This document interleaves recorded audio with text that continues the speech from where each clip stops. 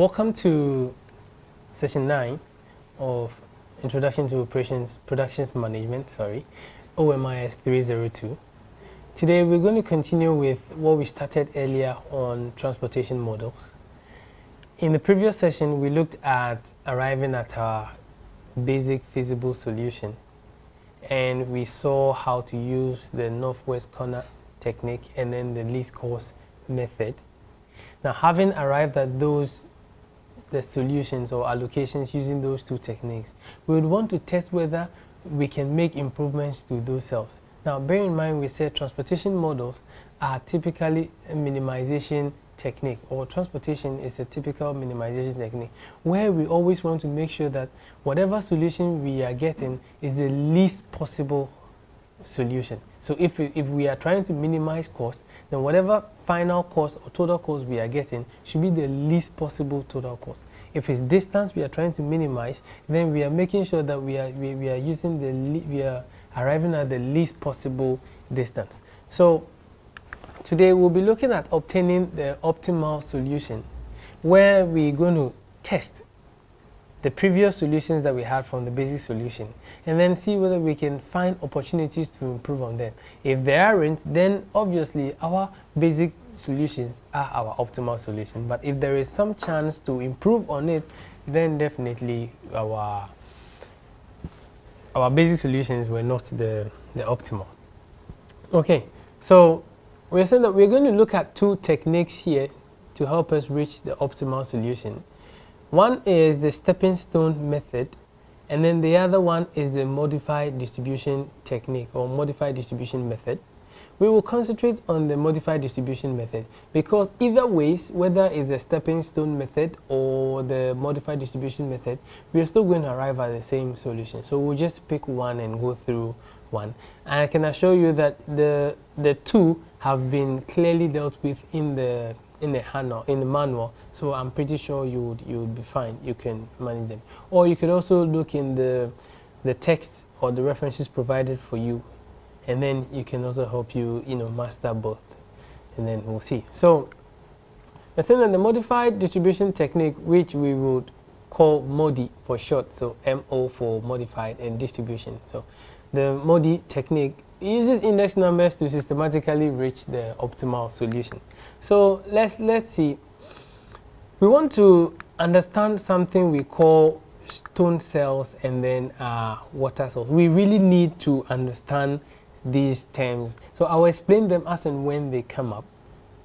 In fact, it's nothing weird. Any cell that has an allocation in it will be referred to as a stone cell. And then any cell that does not have an allocation will refer to it as a water cell. You get it? So for instance, A1, B1 has an allocation in it. A1, B2 has an allocation to it. So these two cells will refer to them as stone cells.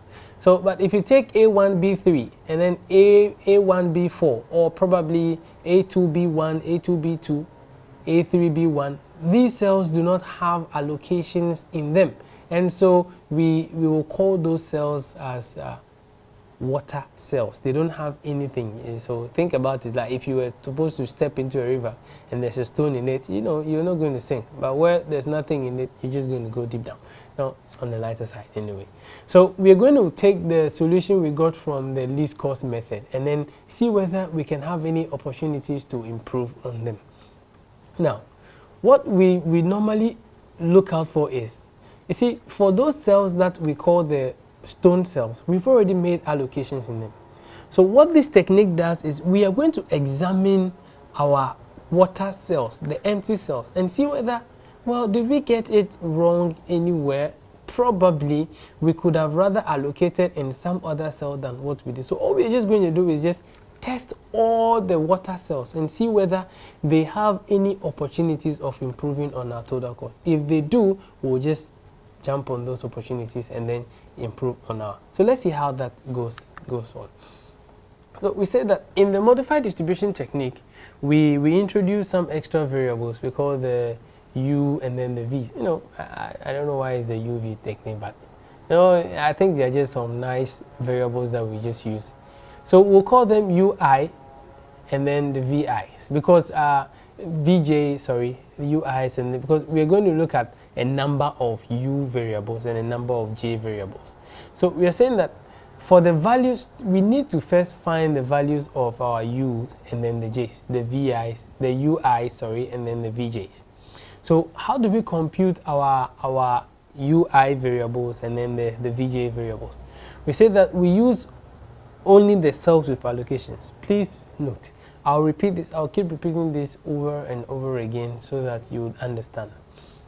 When we go back to our table, the matrix, the final allocations we made using the least cost method, we are going to introduce the UI values and then the VJ values. And we are going to say that the sum of our UI and the VJ should be equal to the unit cost in the cell in which there's an allocation. Well, I guess that's quite a mouthful to look. So let's go to the table and look at this. So, well, just concentrate on the table we have here for now. I know there are quite a number of things, but just look on top of our tables. We have V, V1, V2, V3, V4. So all I want to say is the number of V values that you're going to use, or the VJ values, will be dependent on the number of columns. So if we have 5 columns, then we are going to have V1, V2, V3, V4, V5. There are 4 columns, and so we have V1, V2, V3, V4. And then we introduce our U values on the demand side, which we have U1, U2, U3. So what we want to do is we want to consider those cells, only the cells with allocations, to help us find what the value of U1, U2, U3, or V1, V2, V3, V4 should be. Okay, so here do not consider the cells without allocations, or what we call the water cells. Please do not consider them. We will come to them later, but not now. Okay, so let's take the first one. What we first do is you first initialize your U1 to 0. And so for U1, we just say equate U1 to 0. So in the first place, we assume we don't know the values for V1, V2, V3, V4, and U2, U3. We would say that U1 should be equal to 0. Now, if you consider cell A1, B1, we made an allocation there. So ask yourself, if U1 equals 0, what plus U1 will be equal to 4? Now, 4, you see, if you come back, the formula says that your UI plus your VJ should be equal to Cij. Cij here is referring to the cost per unit of the cell with an allocation. So if I initialize U1 to 0, or if I say let U1 be equal to 0, then if I want the value for V1, then V1 is on top, is in column B1, isn't it? Now in column B1 there is a cell with an allocation which is A1, B1, and then the Cij there is 4, or the per unit cost there is 4. And so if my U1 is 0, what will the value of V1 be? The value of V1 will be 4. So that in that case, 0 plus 4 will be equal to 4. I hope you understand. Now, let's look at V2. We also made an allocation in A1, B2. Okay, again, we're saying that U1 is equal to 0. The Cij there is 6. So all we are doing here is just some basic substitution. Okay, so if my U1 is 0, I don't know what V2 is, but Cij is 6. What plus 0 will be equal to 6? Automatically we know that it will be 6. So you see the value of V6 is, sorry, the value of V2 is 6. Sorry about that. Okay, so you just need to list all your cells with allocations. So the next cell that has an allocation is A2B3. Now, so where is A2B3? A2B3 is somewhere in the second row, third column, where they intersect. Okay, so A2B3 here, I know the value of, well, I don't know the value of U2. And I also don't know the value of V3. So how about we just skip that one for now because you don't know it. So we can, you see, that's the beauty of this iteration. You cannot find the value if you don't know the value of 1. We only know Cij, and there are 2 unknowns. You cannot find it. So you hold on to that one for now. Move on to the next one. Which is the next one? We also have A2B4. For A2B4, again, you cannot easily find the value because you do not know V4, neither do you know U2. All we know is Cij. So how about we come back and see? Once we find others, it could open doors for us to find the other ones.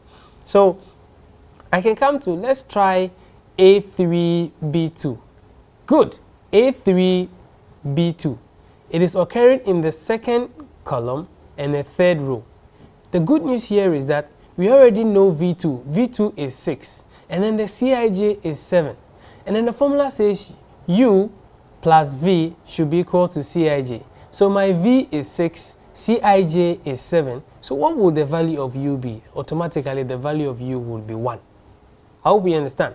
Okay, then let's look at the other one again. So the next one we can look at would be, say, A3B4. A3B4 is occurring in the 4th column and 3rd row, where these two intersect. The Cij there is 8.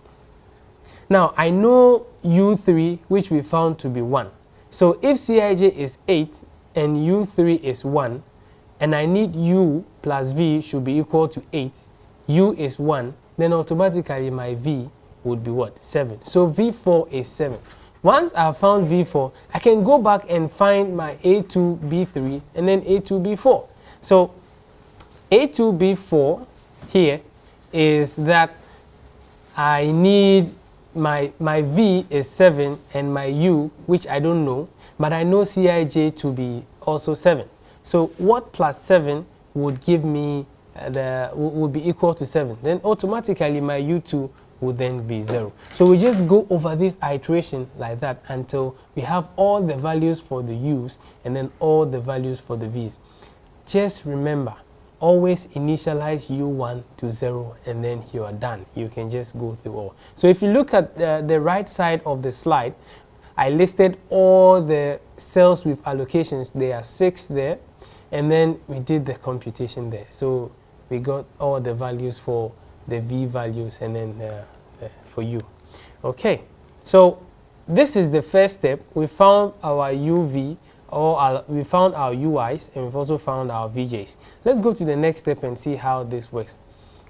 Now, so after finding the U and then the V values, we now are going to test for some opportunities in the cells without allocations, or let's call them your water cells or the empty cells. Now the formula to do this testing is your Cij minus Ui minus Vj should be equal to Kij. Now, so let's understand. This is quite interesting. So now all these Cij, Ui, Vi, they're just basic indexes that we're using. No, we're just using them to represent other things, and we just understand them. We say Kij.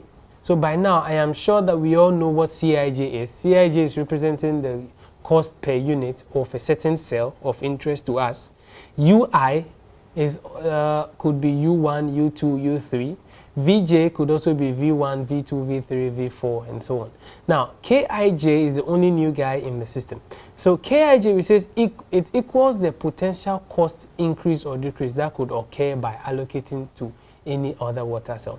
So what we want to do is, if we are going to list all our empty cells, or what we call the water cells. Now, for each empty cell, there's going to be a unit cost in that cell. You take that unit cost and then subtract its corresponding U value and V value. You get it? Now, whatever that gives you, if it's a positive value, it means that in that cell, if we allocate in that cell, it would end up increasing our total cost. But if we get a negative value, then it means that whatever we allocate in that cell, it will reduce our total cost. So we say that this is the opportunity cost or shadow price. If Kij is positive, then allocating to that cell would increase our total cost. But if Kij is negative, then allocating there will reduce our total cost. And so we would only stop doing this iteration where there's no negative Kij value. In fact, this is awesome. So you just keep, this will be, it's a beautiful algorithm, because you just keep doing the iterations until we find no Kij which is negative.